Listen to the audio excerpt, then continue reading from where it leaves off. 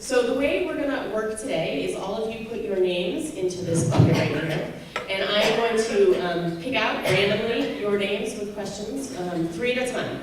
And so when I call your name, if you would come up to the microphone and stand in line. I'm going to apologize in advance if I don't get your name right. My last name is Drake's, so I'm very sensitive to this.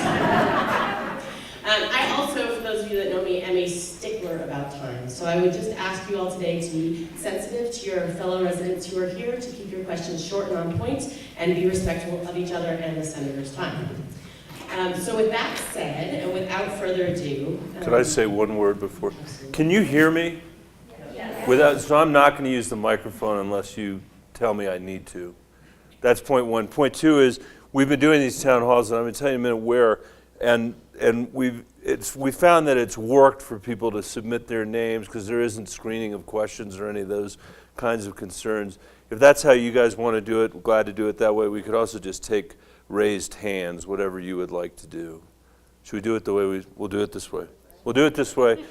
And then I just want to say, before we start, I just want to say thank you. I'm not going to give you a speech at all at the outset because I want to spend the time in a conversation with all of you about what you're interested in. We started 5 minutes late, so we'll end 5 minutes late. And then I need to get on the road because I'm headed to Edwards where I'm doing one of these, and Glenwood Springs where I'm doing one of these. So if you don't get your question answered, or you don't feel like your criticism was well understood, and I invite both questions and criticisms, there are 2 more places today you can come. And I have found this, I didn't know what else to do with the way things are going in Washington, so I sort of returned to what I used to do when I first got in this job, which is having these town halls all over the state. And I started in El Paso County in Colorado Springs, and then went to Pueblo, and then went to Alamosa, and then went to Durango, and then went to Delta. I guess we didn't have a town hall there, but visited a hospital, and then to Grand Junction, and then Fort Collins, and Denver, and Boulder. And last Friday and Thursday, I guess, I was out on the Eastern Plains in Hugo, Colorado, which I asserted in the meeting at Hugo that no other statewide official, elected official, had ever visited Hugo, Colorado 4 times. And the people who were in the VFW hall there all let me get away with that assertion, so I believe that it's true. It was a meeting that turned into a town hall discussion, and then another one in La Junta, and now I'm here today. So it's been a really, really useful way to get feedback from people, to be able to answer people's questions or concerns, and I just can't tell you how grateful I am for all of you taking some time out in the middle of your day to be here. So thank you very much. Thank you. I appreciate it. And with that, let's go. All right, let's go. So, I'm being totally fair. Dan Gibbs. Mary Nichols, Lynn Denham, and Diane Llewellyn. Do you want to come up to the microphone for us? Either way, whatever works. Yeah. I was a comment, and the comment was the law that got passed with your vote by restricting methane on the BLM land was the best news that we've had out of Washington since the election. Unfortunately, that was the same day that Comey got fired. I didn't know if everybody heard about it, but it was a wonderful thing. Thank you. Well, I'll tell you a story. That's a great story. You know, what's happened is the administration, as you may have noticed, hasn't been actually able to get very much done. Please sit down. Well, what they have been doing is having these Congressional Review Act things on the floor where not only does it undo regulations that have been put in place, but it then sends it is an explicit legislative message to the administration that says, do not regulate in this area. So in the case of methane, if we had failed to win that vote, defeat what they were trying to do, the agencies wouldn't have been able to regulate fugitive methane. So it was a great victory. It's the only victory that we've had. I'll be brief, late for that vote because I was visiting a little elementary school in Washington, D.C. with a guy who used to work with me in the Denver Public School who's now the superintendent in D.C. I was visiting school. I was coming back, and my staff was totally freaked out because they thought I was going to miss the vote. And I hit the floor and voted no, and the number 51 came up. So we had defeated it. And we put that on Instagram because we couldn't resist, because it was the no and the 51. And then about 3 comments in on the Instagram was my daughter Caroline, who wrote, "What your parents say when you've asked them for a car."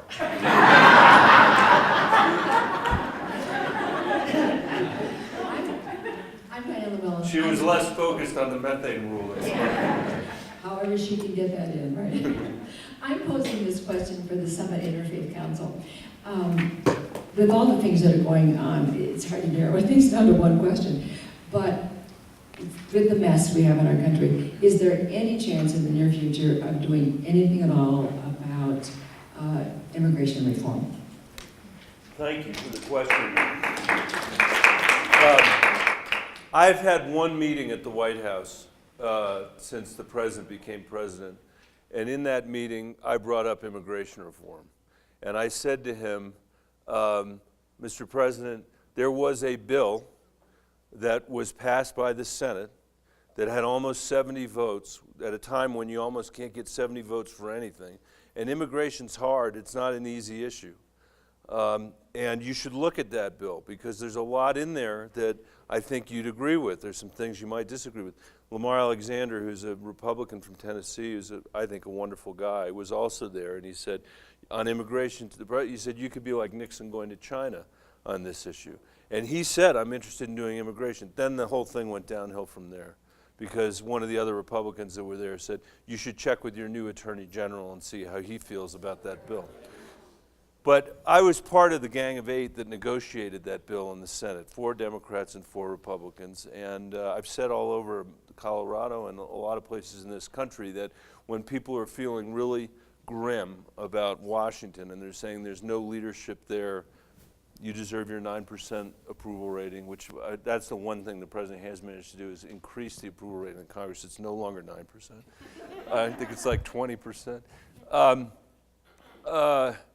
I have said to people, and I continue to believe this, that I've seen a standard of legislative leadership that we need, and it was the leadership provided by John McCain, Jeff Flake, Marco Rubio, and Lindsey Graham, the 4 Republicans who sat in that room for 8 months negotiating the immigration bill, knowing exactly what the base of their party would say about them being there, knowing exactly what Ted Cruz would do with them being there, but doing it because it was the right thing to do for the country and the right thing they thought to do for their party in that order. So yeah, I think it is possible for us to do something on immigration. It's very important for you and others to continue to raise consciousness on this question. Today, there's a story from Denver about ICE writing back to the mayor of Denver saying, we're going to continue to arrest people in courthouses in Denver. Hard for me to see how that's helping anybody. We've lost 6 that I'm aware of, so it's probably many more than that, 6 witnesses in domestic abuse cases in Denver because people won't come to the courthouse for fear that they're going to be arrested. I had a meeting the other day with a family whose father was picked up by the ICE and dropped into the Aurora jail. This is a guy who's been in our community for 20 years and who's had a floor tile company. And Ed Perlmutter wrote a private bill for him, and I wrote a private bill for him, and ICE thought better of what they had done. They should have known before. They thought better of what they had done. And they released the guy, and I went and met him at his trailer just north of Denver with his family, and sitting in this room were his 2 daughters, one an American citizen, one not an American citizen, his father-in-law an American citizen, his wife not an American citizen. And and a diploma from the high school where she had just graduated, because some of the drama here was that he had been arrested right before her high school graduation, and he wasn't going to be able to go to the graduation, not to mention being sent back home. And I asked his daughter, who had just graduated, well, how many kids in your class are in the same situation that you're in? And she said, I don't really know. Or in your school? She said, I don't really know. But I will tell you, or I do know that there was a girl who came up to me at graduation, and she said to me how happy she was that her father had come out of jail and was able to be at the graduation with her. because she'd read about it in the newspaper. It was widely covered. And then she said to her, but my parents were both deported last month. So, you know, I've been working on this issue now for the whole time that I've been in the Senate. Matters have gotten much tougher for people. I met with Secretary Kelly, who's the Homeland Security Director, for whom I voted. I think he's got a good reputation, and I think he's considered to be a thoughtful guy. And he came to us in the meeting and he said, we're only deporting people with serious crimes. And then he mentioned in passing that having a visa overstay was a serious crime because it was 2 crimes. 40% of the people that are here that are undocumented, the 11 million people, 40% of those people are people that came on a legal visa and overstayed their visa. So what I am hearing anecdotally reflects a set of policies that I don't think are good for America. I don't think they're good for our national security, and I don't think they're good for our identity as a nation of immigrants. And the way to solve that is not by ignoring the issue. The way to solve that is by taking it on in the way the Gang of Eight did, I think, and getting a vote on the House of Representatives where we've never had a vote. So I appreciate very much your raising it because not everybody does, and it's important to have it in front of people. Thanks. Sorry for the long answer. So how with the changes that we're seeing with the EPA, do we expect people to self-regulate themselves? Are we going to go back to the Lake Erie's and those kinds of things? Because people don't necessarily self-regulate themselves. No, I think we've decided that we should have the freedom to have the Cuyahoga River catch on fire again. That's what we're going to do. And go back to a place where we didn't have the Clean Water Act and the Clean Air Act, both of which, you know, whatever one wants to say about specific regulations from the EPA, and I'm open to looking at any of them and considering whether some have outlived their usefulness or are not productive. But it's impossible to argue that, on a net basis, those laws haven't actually generated economic growth in the United States of America, to say nothing of what it's done for our quality of life. And we've got to stay on this in the budget. You know, he's got a 30% cut for the EPA. They've targeted the climate scientists at the EPA. They've targeted the satellites that fly around up there to tell us what's happening with our planet. That seems like a pretty bad idea with respect to climate. You know, the only promise that I really thought he would break when he was running was his promise to get out of the Paris Climate Agreement. And his willingness to do that, I think, shows the seriousness with which they're trying to advance not a conservative agenda, but a radical agenda that would overturn an approach to regulating our environment that's something that Americans have lived relatively comfortably with since the early 1970s. And not to mention to bury our head in the sand when the rest of the world is trying to figure out what to do with the threat of climate. So please keep your letters coming on this stuff. It's really, really important. Methane was made possible because of grassroots people in our state and other states. And I think that's going to make it possible for us to reject what he's trying to do at the EPA as well. So our next 3 questions will come. Oh, and one last thing. A reason why methane was so important is that Colorado we were the first state in the country to regulate fugitive methane. But if New Mexico's not doing it and Utah's not doing it and we don't have a national standard, then all of a sudden there's all this stuff in our air that we're not responsible for, and no matter what we do, we can't solve. And then pretty quickly what happens is you become what's called a non-attainment area, and then they come in and hammer us for not complying with the federal law. So you see the point. I mean, it's exactly your point.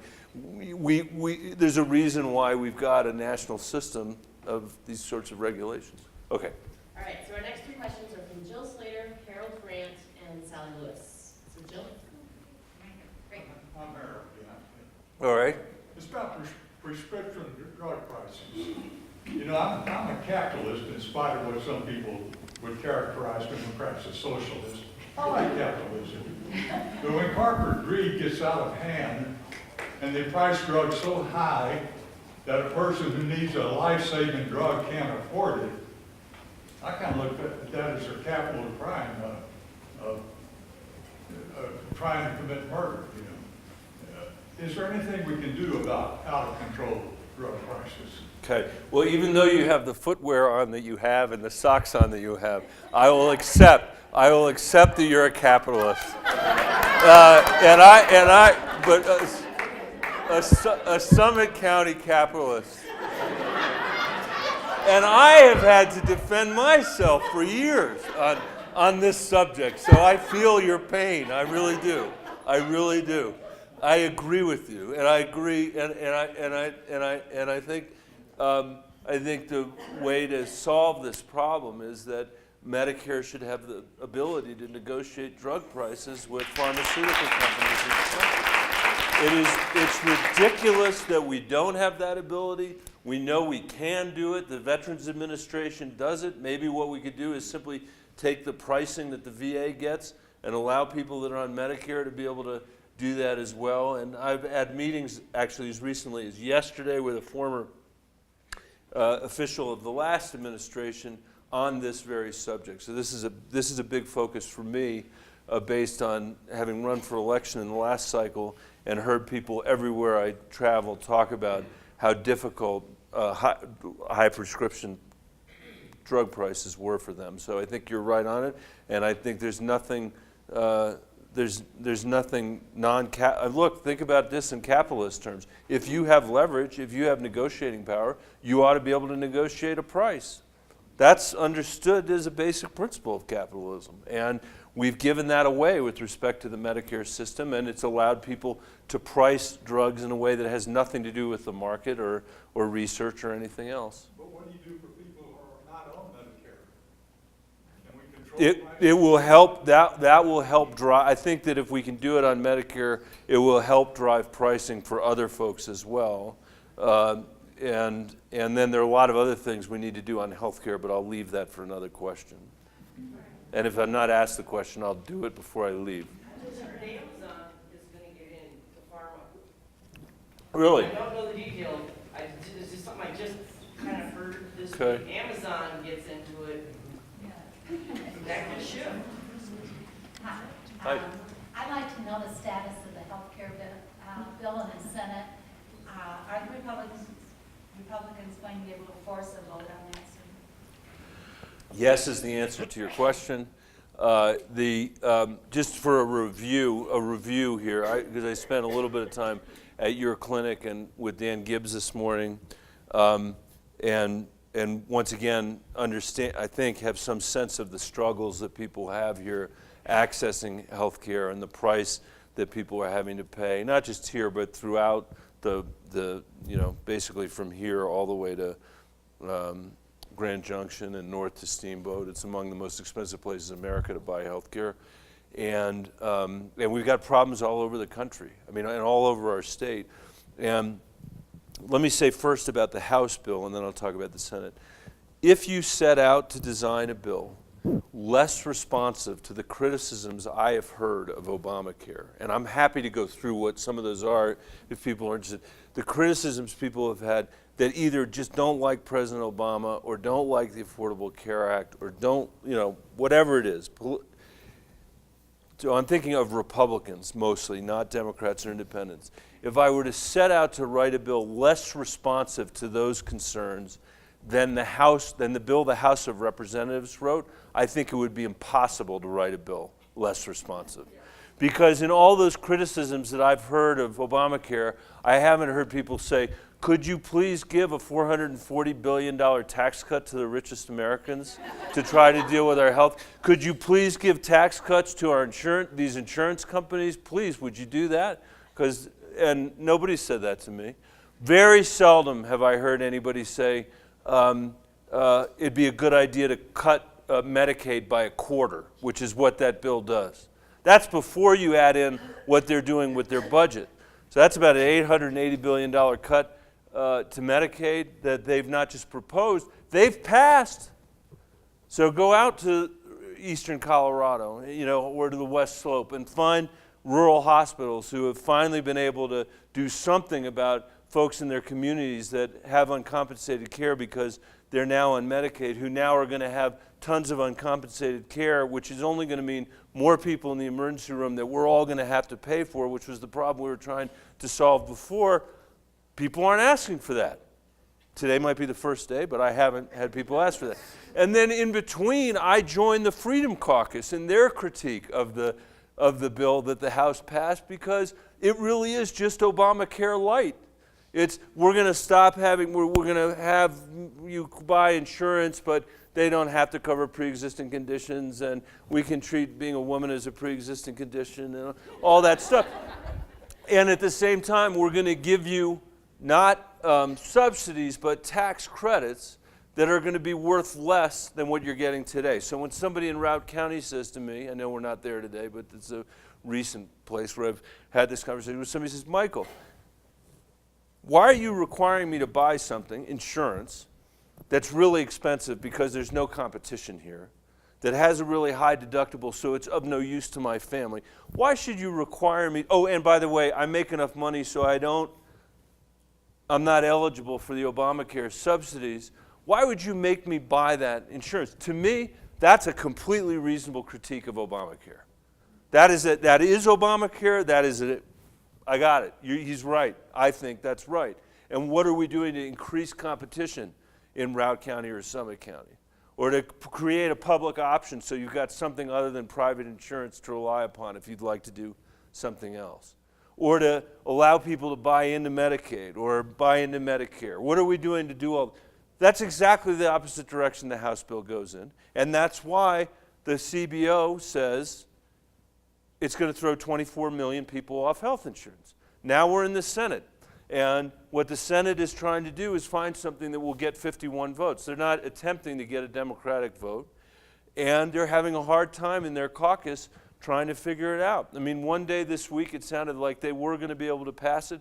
The next day they got hung up on, on some suggestion there might be some funding for abortion, and therefore they couldn't pass it, even though the Hyde Amendment is already in the bill. And then the next day was about the expense of recognizing the problem now, which is on these subsidies.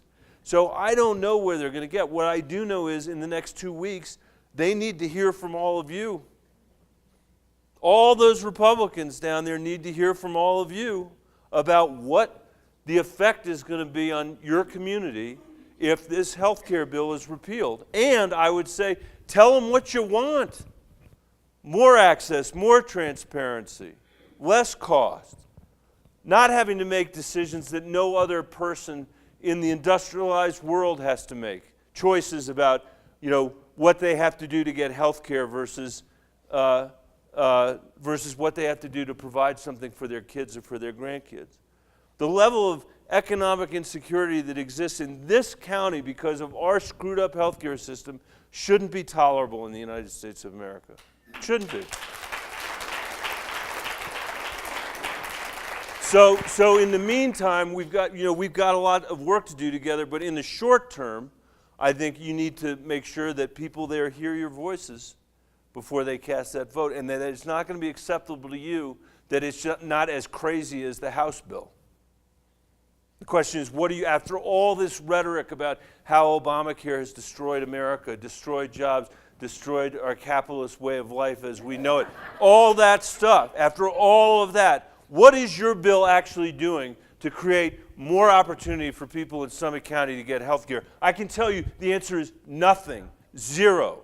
And I'm a little agitated about this, as you can tell. But if you look, yesterday we had the head of the HHS, the Secretary of HHS, Tom Price, in the Finance Committee. I was the last person or the second to last person to ask questions of him. And I said, do you agree? Here's who I think's on Medicaid in my state. Do you agree that these are the people on Medicaid?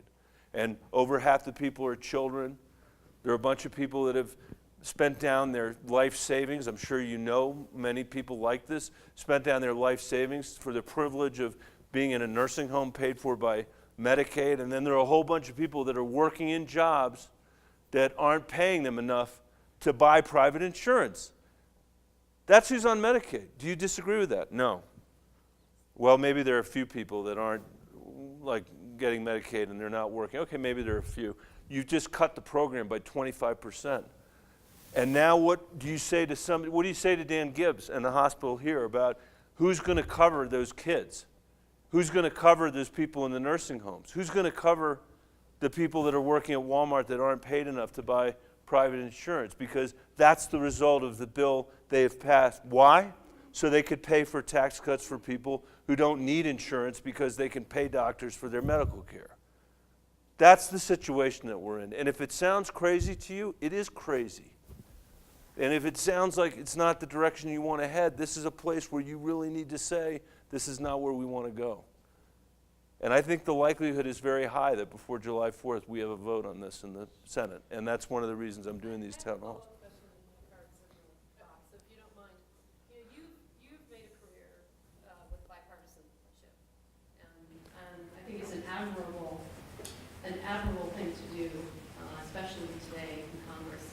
Why can't the Democrats work together with Republicans to fix this? Why can't we do No, I think that? I think that's a fair question. I think the reason, the question was, why can't Democrats work together with Republicans to fix this? And I think the reason is that they will not allow, I mean, you may think this is an excuse, but as you have observed, and thank you for observing it, there's no shortage of things that I've done working with Republicans, and I continue to work with Republicans on lots of things. Mitch McConnell, who's the majority leader, is going through reconciliation, doesn't need 60 votes on this bill, can do it in 51 votes if he keeps it narrow enough, and is relying on his caucus to do the 51 votes and doesn't want a Democrat to help him. And the problem Michael Bennet has, so just talking about myself, as somebody who has worked on immigration and on reforming the FDA and on the Elementary and Secondary School Act and the Farm Bill, a whole list of stuff I've worked on with Republicans. And I don't mean this in a left or right, I'm now going to act this out for you. If our current healthcare system is here, and by that, and our current healthcare system is not the Affordable Care Act, it's not Obamacare, that's part of it, and assign whatever amount you want to it, 20%, 25%. But Medicare is here, Medicaid is here, private insurance is here, doctors and nurses and wellness and access to preventative care and all primary care, dental care, that's the American healthcare system. If that's here, my sense of what Colorado wants is they want something that's over here. I don't mean that left or right. They want something that's over here.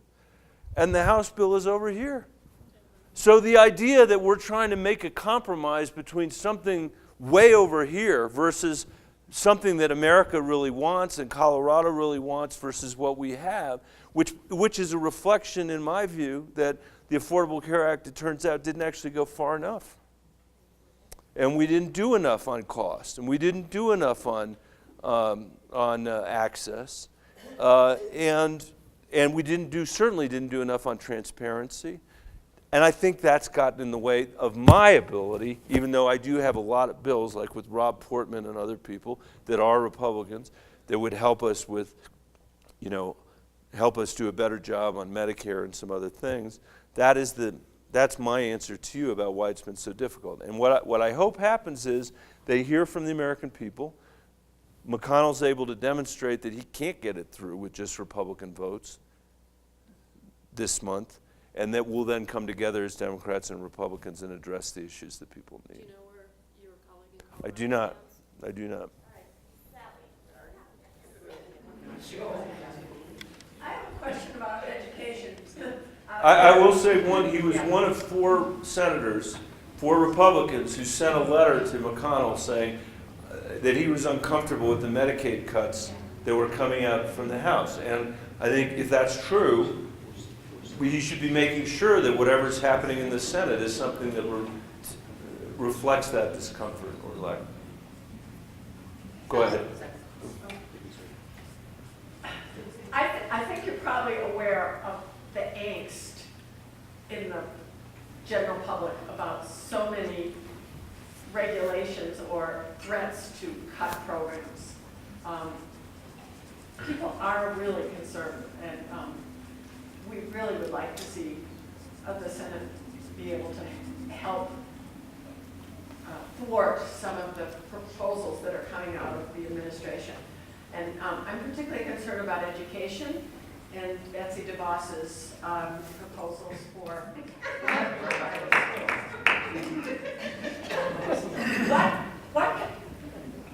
do they have the power to just change regulations, or is it driven by the budget, or can the legislative branch have some impact? It's a little bit of all of the above. It's a little bit of all of the above. I'm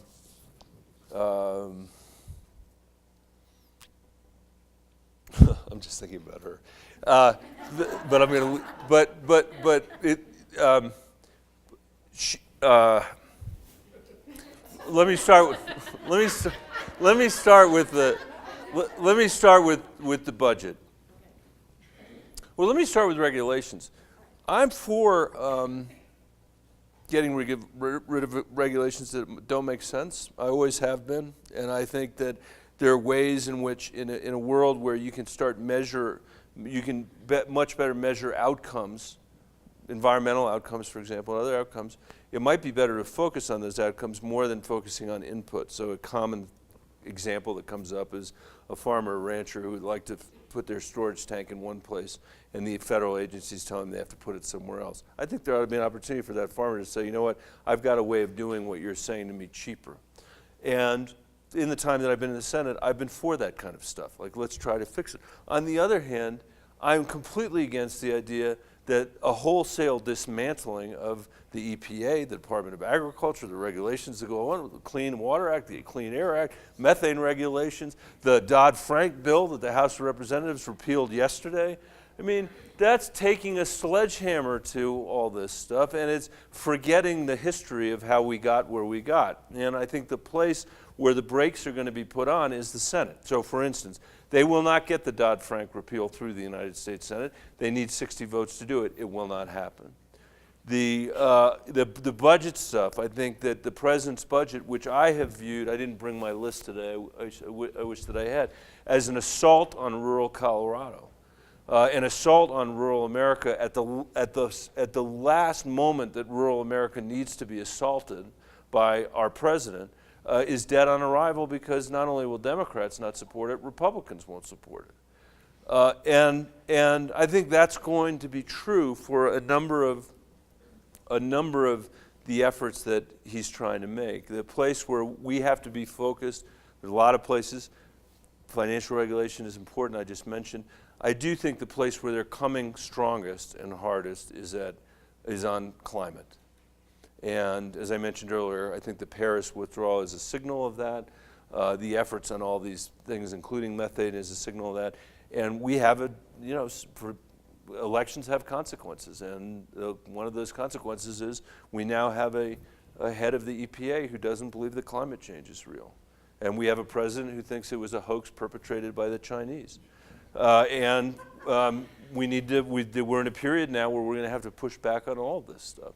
On the education front, her policies I think, and I'm somebody who believes very strongly in school choice. I ran a school district where a lot of what we did was based on school choice. I've not ever supported vouchers, and I don't, but I support high-performing charter schools in a context where you're holding all schools accountable for results for kids. She's never worked in a place like that. She has no idea what she's talking about. She really doesn't. And her voucherizing proposals are ones that are of particular uninterest to people living in rural communities who look and say, hey, well, that'd be great if my kid had a voucher to go to another school, except the next school is 90 miles from here. and I know she's got a friend in her class who already is not funded as well as she should be, because she's maybe a special needs child who needs to have that attention in her school. So I think she's going to have a very hard time on her agenda as well. So our next three questions will come from Lori Snubry. That was me. Oh, that was you. You get a second question. So Dan Gibbs, Buzz Schaefer, and TJ. Senator Bennet, thank you so much for being here. You call me Senator Bennet, I'm going to call you Commissioner Gibbs. All right, thank you. But it really means a lot to us to have you here. Always There are a lot grateful. of senators and members of Congress that are shying away from town hall meetings. This really, I just want to say thank you. Thank you. On behalf of Summit County for you being Thanks. up here.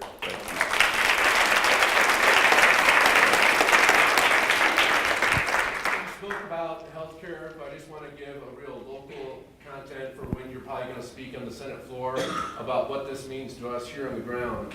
Last year, the average cost for healthcare increased by about 21%. In many parts of the western slope and front range, we saw as high as 46% increase from the previous year. We're close to 20% uninsured here in Summit County. We have about 14% of our population is Medicaid, and you spoke about some of the expansion component. We have almost 2,000 people here locally that are part of the Medicaid expansion. Those folks that are right on the edge. And I can almost cry. I mean, there's 385 kids that are in jeopardy right now that are part of the CCHIP program. So fight like hell for those kids, fight like hell for people. So thank you very much. By the way, tremendous commissioners here in Summit County. We're very happy with you.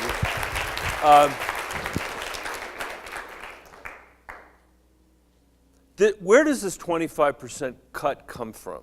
I mean, you know what it is. It's $880 billion. Plus, by the way, another $600 billion in the budget, which Price said, well, that's not double counting, or it was double counting. Where does it come from? Because it doesn't come from somebody out in Delta County saying, please, slash our hospitals, the only thing we're relying on, or from Otero County, where I was last week. These are counties that voted for Donald Trump. It comes from places like the Heritage Foundation. That's where this comes from. And it's Paul Ryan trying to, write something that they've been trying to do for years and years and years. And what they say, the reason I asked Price the questions I asked him yesterday, the secretary, the reason I asked him those questions is they say that it's because, and you hear it, your old colleagues under the Capitol Dome down in Denver, you hear people saying all the time, there are all these people on Medicaid that are not working and they shouldn't be on Medicaid. And if we cut their Medicaid, they'd start working. And that's why I went through the list with him yesterday and said, where am I wrong about this? Like, are the kids that you just talked about, are those 385 kids, do they need to work for their health insurance? Is that really what they're trying to say, or do you think we ought to let them go to school? Or how about all those folks in the nursing home? Are they supposed to work for their health insurance? I mean, we've gotten to a point. I had a friend, I won't say who it was, on the Gang of Eight, that immigration bill, who's a Republican.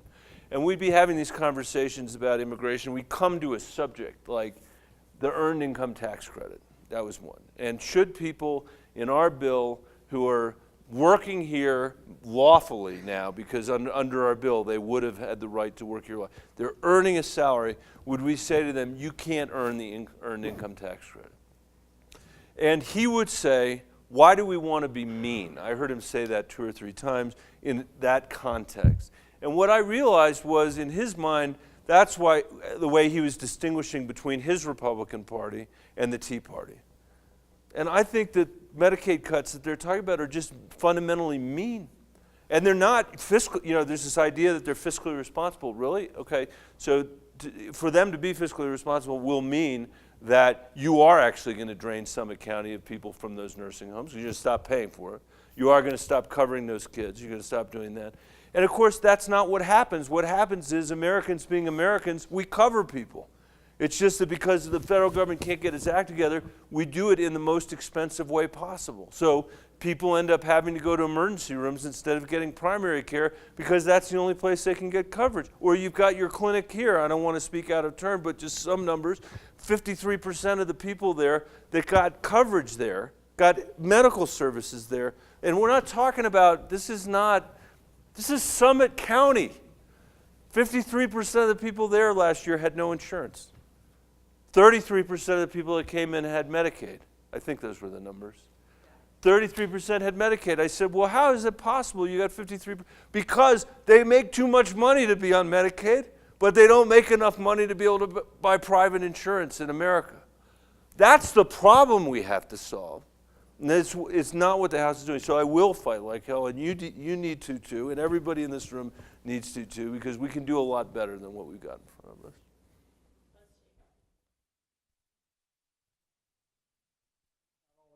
Who live in Summit County are retired, so it's very difficult to get here when I'm supposed to be at work. I apologize. Speaking of that, you work for me, That's true too. okay? In fact, one could argue that I'm actually being paid to be here I would make that argument, okay? The thing is, I'm busy making a living. And this has nothing to do with the questions that I wrote down. And what I'm hearing from you is that we're pretty much screwed for the next 4 years. That these other people in power are going to take control, they're going to dismantle what's taken a long time to assemble, and you're pointing the finger at us, telling us that we have to get our act together to get Congress to do their job, when we're paying you to do the job. So what I'm asking you is, when somebody comes up with a bald-faced lie, call him on it. When the other guy says he's feeding you a sewage sandwich and telling you how good you have it, call him on it.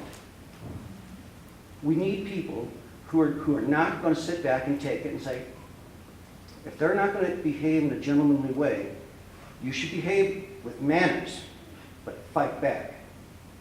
Please don't let them step us with their...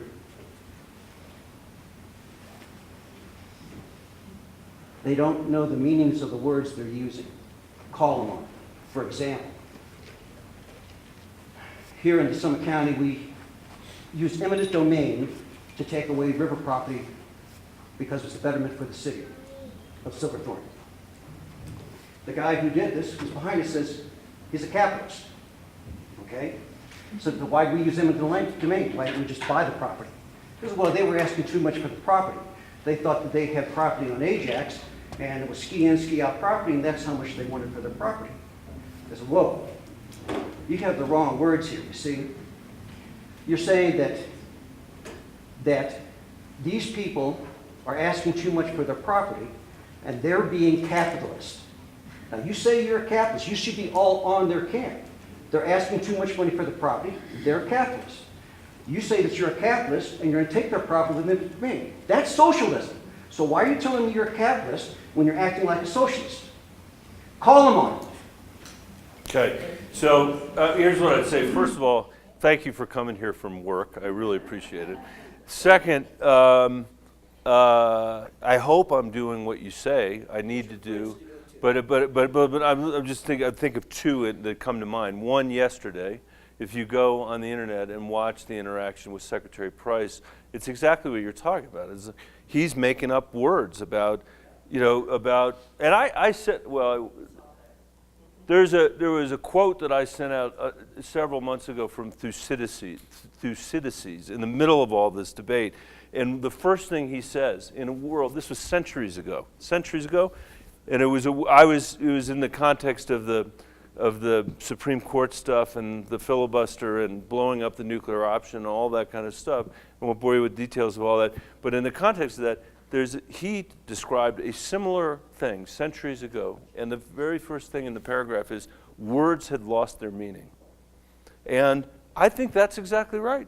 And I think at this moment, unfortunately, one senator can't do it alone. It has to be all of us. And none of us picked this to be a time that we were going to have to deal with a president who doesn't believe in the separation of powers, who doesn't believe in the independence of the judiciary, who doesn't believe in freedom of the press, and to the extent that you share those fundamental American values, this is a time when we need to hear you on that subject. And I will do my part. If I haven't done enough, I will do more. But I think all of us need to. This is a time when it would be very easy for people to avert their eyes, and I'm grateful that you're here, because you're not, to avert their eyes and say, it's so screwed up back there. I was saying that, by the way, for years going into this. For years. And I was saying it'd be easy to avert your eyes, it'd be easy to say those guys are all terrible, but we live in a democracy, and you're going to get a lousy result if that's what we do. And And for years, I said the priorities in Washington had decoupled from the priorities of Colorado, decoupled from the priorities of the country. I would never have imagined, nor would I have ever recommended, that Donald Trump would be the remedy for that problem, ever. But that is where we are, and we got to find a way to fight back on it. And I agree, a lot of it has to do with first principles. So, you know, when the president goes out and says that, and the White House backed him up on this, sometimes they don't, but on this they did, they said the journalists are not covering terrorist acts.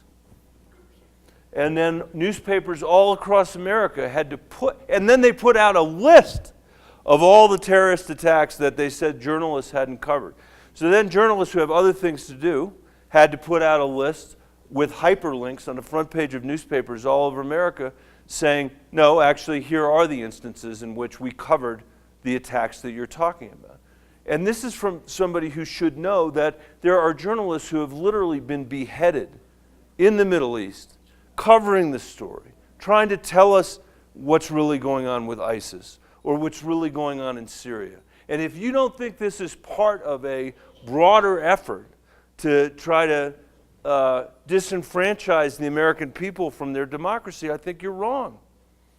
And I think that's why it's critical for all of us to stand up now and be heard. And by the way, I am not settling for the idea that we're just screwed over the next 4 years. I wouldn't be able to get up and go to work. I almost said go to bed, but I'm getting paid for that.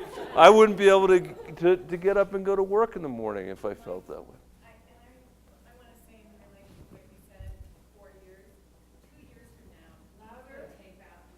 Take back the House and the Senate if all of us.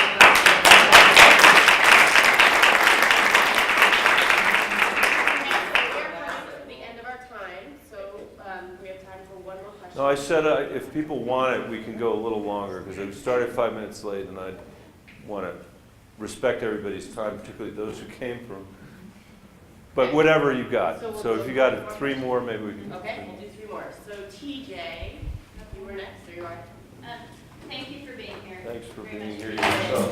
I have worked in the Affordable Care Act arena, Connect for Health Colorado, and for a year and a half I've been working with Medicare as the CHIP counseling coordinator in our 5-county region now.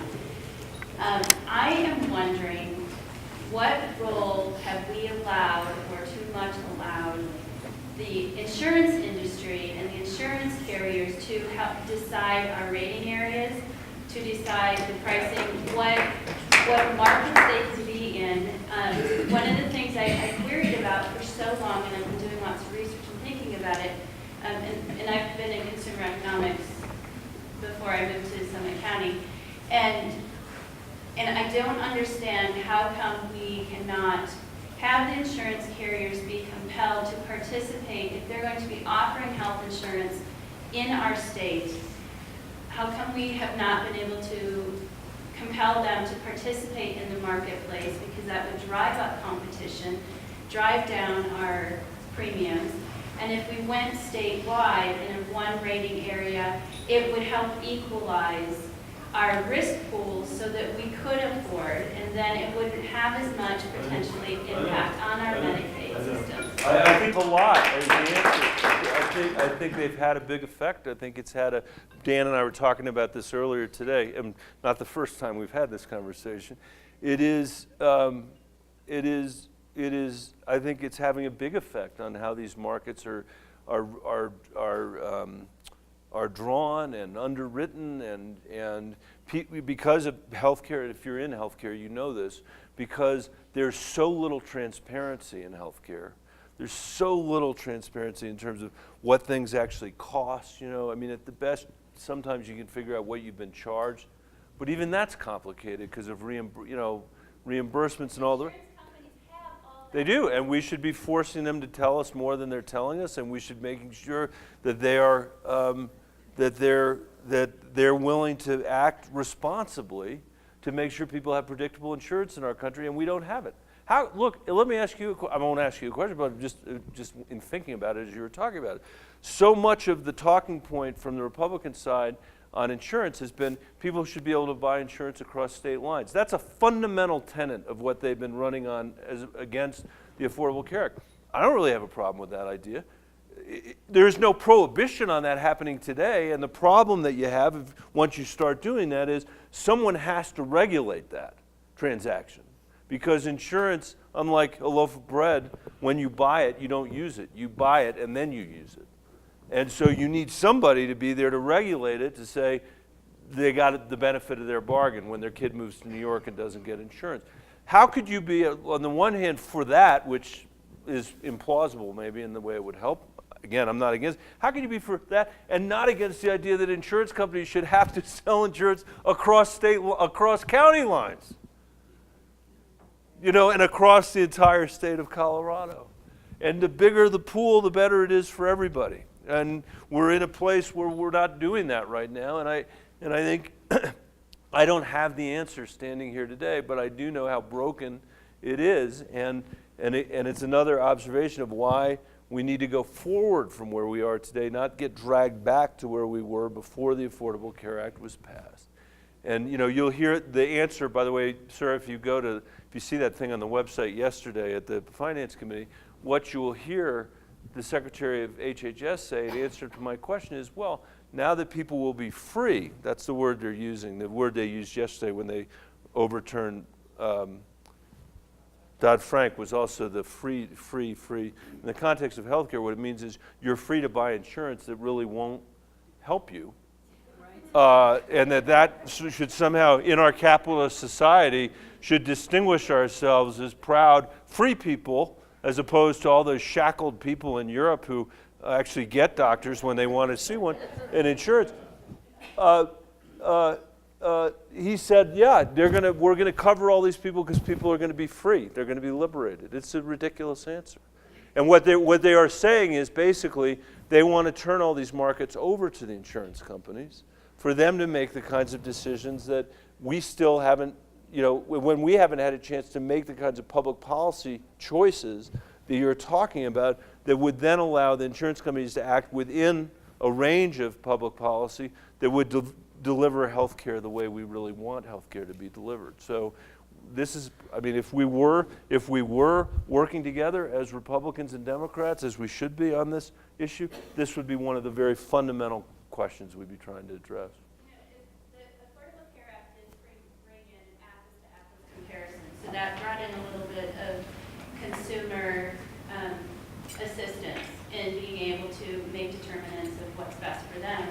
To jump over, we're not able to help our vets see their explanation of benefits and what their options are as far as what hospitals would be best for them and their insurance. So if we can get more of that transparency, especially with the vets and their billing, that is a quagmire that there's no reason to me why our vet system could not look like the Medicare medical summary notice system, so that we have some constraints. Okay, well that's a suggestion. We're writing that down, so and we'll find you afterwards to get your coordinates. But thank you so much for being an advocate for our areas and looking out.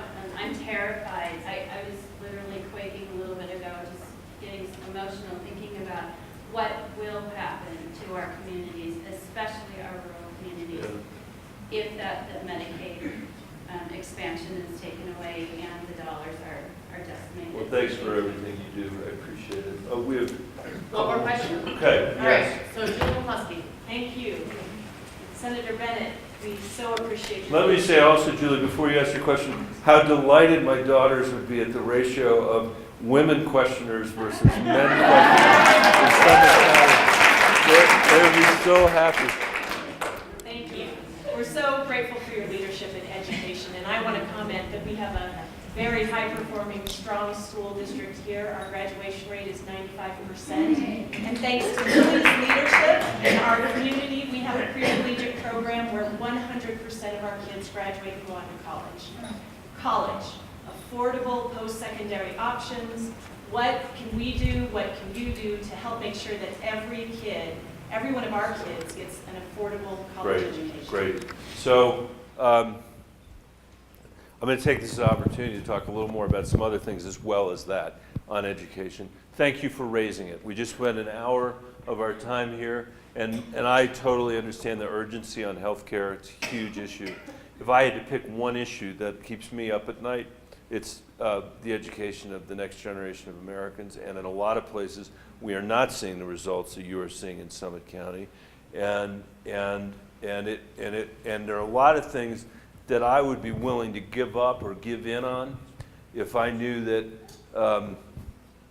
well, today I know that every poor kid in America shows up at kindergarten having heard 30 million fewer words than her more affluent counterparts. So one thing I'd love us to figure out as a country is how we change that. And how do we get kids access to early childhood, quality early childhood education, 0 to 5. So they're not showing up in kindergarten already behind. And then what I also know, having been a school superintendent in Denver, and by the way, we've seen some success there. Denver, the graduation rate is up over 60% from when I became superintendent. The college going rate up is 67%. Latino graduation rate's up 120%. We've gone from being dead last in terms of student growth of any district of any size in the state to leading the state the last 3 years. So I will be the first to say we have a long, long way to go. But if we looked across America and could say about urban school districts, we've seen a 60% increase in people going to college, which you can't say, we'd be feeling a lot better about where we're headed. So that my second point is this. We need to insist that every kid in America has access to a K-12 school that any member of the Senate would be willing to send their kids, just to shorthand it, or their grandkids, just to shorthand it. And there are communities all over America that are urban and rural where there's, and this goes to Betsy DeVos's theory of the case, where there's not a school that fits into that category. And so you're already born, and the one thing about Americans I know in this capitalist society is we don't get to pick who our parents are. So whether you're born in one of the communities that has great schools or you're born in what is not, that's not a matter of choice that you've made. And our job is to make those schools good. And not enough of them are good. And then the final point is access to higher education. And I think about that in two distinct ways. It is ridiculous how much college costs now. And it's a little bit like healthcare. We've put up with it too long. It doesn't have to be this way. There was a time until about 1990 in Colorado where you could go to the University of Colorado and it was not an article of faith that you'd graduate with a mountain of debt, or that you'd have to bankrupt your family, or that you'd have to spend 22 years of your life on average paying back those student loans. That's not the way it used to work. There are a variety of reasons why we find ourselves in a place where taxpayer support of higher ed has been crowded out, and the cost of college has gone up and up and up and up, and there's been no restraining mechanism. So we're saying to today's young people that might want a college education, we're going to treat you much poorly than any generation since World War II in this country has been treated with respect to going to college. And I think that's deeply unfair. And I am not here to argue for free college, which is Bernie's position, but I believe strongly that we should be running a system of debt-free college, and that you should be able to go to college and maybe work a job and pay something and get some grants and do some other things so that when you graduate, you get to make decisions about how you want to invest in our economy with the talents that and in our democracy, with the talents that you've acquired when you've been in college, rather than make horrible choices about your career or living with your parents, no offense to parents, simply because you're burdened by that debt. And I think there are things we can do to change the way the incentive structure works in the student loan program to get folks to focus. I think we can work with people like Tim Foster, who's the head of Mesa State out in Grand Junction, who's figuring out how to say to kids, even including kids on the Front Range, we can figure out how you're going to get through here without 4 years of debt. I think we could figure out a program where people were able to provide service to their community that was meaningful to the community, but also allowed them to defer or defray their student loans, their costs of going to college. I have a bill I'm thinking about that actually would allow people to start that work in middle school so that you could make a contribution to your community and help by the time you get to college pay for it. So I think that's one line of attack and argument. The other piece that I think is so important and was completely ignored in the last presidential debate, what you just asked was completely ignored in the last presidential debate. There was not, if you look, not a single question asked during the debates about K-12 education, not one. And the other piece is, what do you do for people who want to earn a living wage but don't necessarily want to go to college?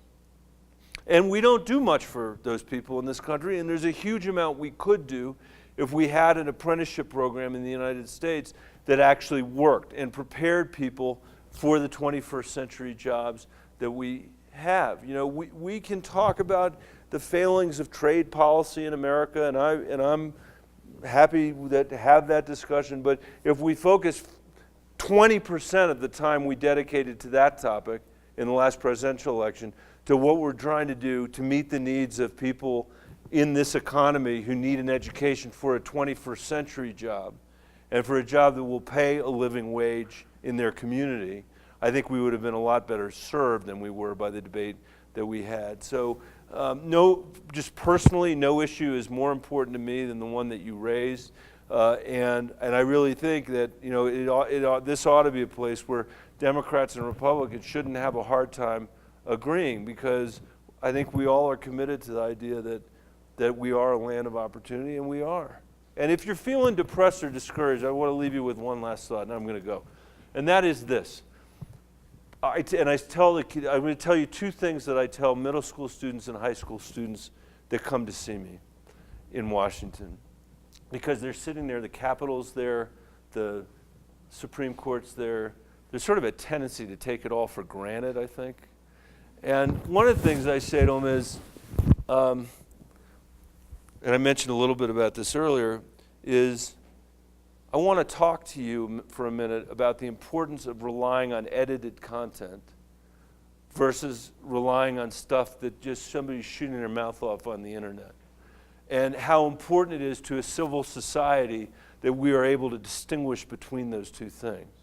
And I'll ask them, I'll say, don't you have to write term papers? And sometimes they say no, and I say, what kind of school are you going to? And I say, don't you have to write term papers? And they say, yeah, you know, we do. And I say, well, you do all your research on the internet, right? And they say, yeah, we do. And don't you have to determine what's real on there versus what's not? Don't your teachers insist that you are providing them with something where the citations are based on edited content, on curated content, not just on what, so yeah, that's what we have to do. And my view is that middle school standard of behavior ought to apply to every politician in Washington, D.C. So, and that's point one. And if we're going to apply it to them, we should apply it to ourselves. So you're living in a world not just of fake news, you're living in a world where everybody who's seen the intelligence on this, with the possible exception of President Trump, understands that the Chinese interfered in the Russians, he says the Chinese, understands that the Russians interfered in a very troublesome way in this election. You can't, that's not okay for them to do. And what they're doing in Western Europe and Eastern Europe, not okay. So that's one point I make to these guys. The second point is, I say to them, look, sometimes I say there is a tendency to take all this for granted. And if you think back, but if you think back to when this republic was founded, which was only 230 years ago, when they were having the Constitutional Convention, and Ben Franklin was famously asked as he was standing on the steps of Independence Hall in that hot summer, and somebody said to him, or yelled at him really, they said, what kind of government are you forming? A republic or a monarchy? And his answer was, a republic if you can keep it. That was his answer. And you got to remember, I mean, if you haven't looked at some of this history in a while, it's worth looking at some of it again. You have to remember how extraordinary what they were doing was. Because there was not someone they were copying. We hadn't seen a republic since ancient Rome, really. Maybe some tiny Swiss principality, but nothing on the scale of the number of people that we had in the original colonies. And remember, those weren't states. Those were different countries. You know, the Virginians referred to Virginia as their country. Different countries. And no, we hadn't had a republic that covered the span of people that were in those colonies. And there were not a lot of people. And what would they think if they were here today? They'd be shocked. The founders, the framers of our Constitution. I think they'd be unbelievably proud to know that on the way to getting here, by the way, we dealt with something very fundamental that they were unable to deal with, namely slavery, and some other issues. But that today we're 330 million people. We go coast to coast in the continental United States, and then even beyond that. Strongest military in the world, strongest economy, the world, most innovative economy the world has ever known. And that's because of their genius and also because of generations and generations of Americans who answered Ben Franklin's call. And that's what this is about now. For us, I think, it's a republic if we can keep it. And we can't keep it if we stand up for independence of the judiciary and freedom of the press and balance of powers and keeping too much money out of our political system and making sure that not just 50% of the people vote in this country, but that 90% or 100% of the people that are eligible to vote in this country. And if we do that, we'll be around for the next generation and the generation after that. And I think we will reassert it for the rest of the world how important America is in terms of our commitment to pluralism and our commitment to the rule of law and the commitment to who we are as a nation of immigrants. That's very rare in the world, and that's why I think we have to fight to preserve it. And I want to thank you all for being here today. I'm going to go to the next place. Thank you. Thanks for being here.